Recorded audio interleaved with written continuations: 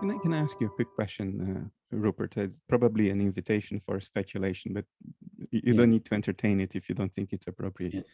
Do you think that if we or when we get back to that original state, to reality, to the primordial state of consciousness, if consciousness gets back to that state, having gone through the experience of apparent limitation, do you think it gets back to that state in a way that is in some sense richer than if it had just stayed in that state always?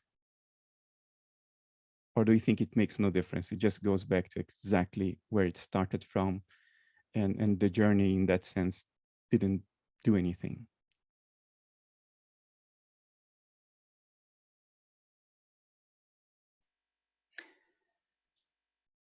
I think it goes back to the same state for this reason, that if there were any differences between the state of infinite consciousness before the great journey and after the great journey, those differences would have to be something objective. There would have to be something objective there to distinguish the two states. And if there was something objective there, it would not yet have gone all the way back to its formless self. So I think it's...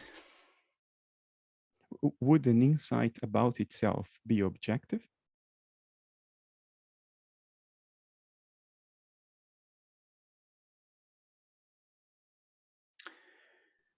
But its insight, if by its insight of itself, do you mean its knowledge of itself?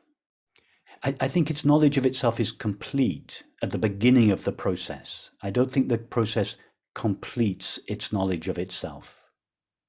Okay. I think it loses. I think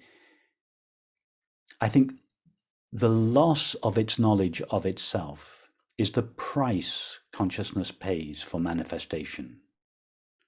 And therefore there is an impulse in all manifestation to regain that knowledge.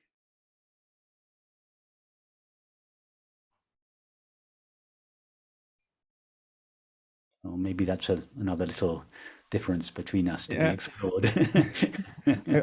I didn't dare call it a difference yet, but if normally I don't do that, but in your presence I would dare to do it.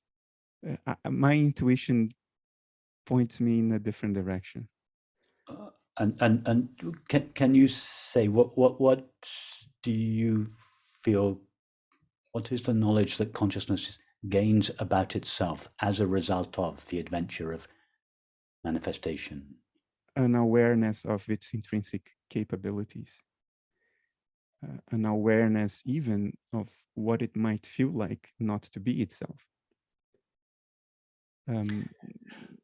But that doesn't give it, does that? Yes, that gives it knowledge of its capabilities. It experiences its capabilities, but does that give it any additional knowledge of its essential nature? No, no. That's all I'm saying. I'm saying that it doesn't derive any new knowledge about its essential nature as a result of the adventure. Of course, it experiences an aspect of itself that it wouldn't otherwise experience in the absence of the adventure, but I don't think it gets new knowledge of its essential nature. I agree, but my intuition is that it gains some knowledge that is not about its essential nature, but is very interesting nonetheless. Let me give you my, at least the closest experience that has pointed me in that direction. Recently, I've managed to get in touch with my spontaneous child self again. And it's been a long journey to succeed in doing that. It looked like it was hopeless for the longest time. But getting back to building computers and designing things, getting back to that spontaneous, childish, not in a childish sense, but in spontaneous and innocent state of mind. I've recovered a lot of that. I've found a very subtle path to be there again.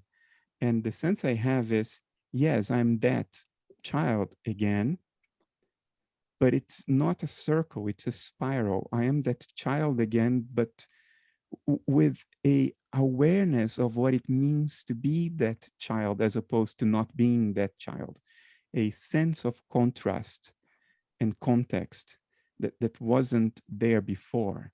And yet there is no extra knowledge about the essential nature of the child.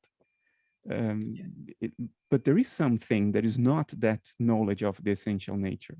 And I can't pin down what that something is, but it's an observing something.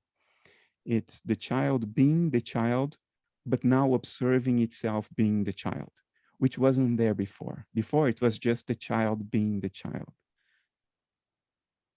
So that's my intuition based on my, if I dare to do so, based on my personal introspection. Yes.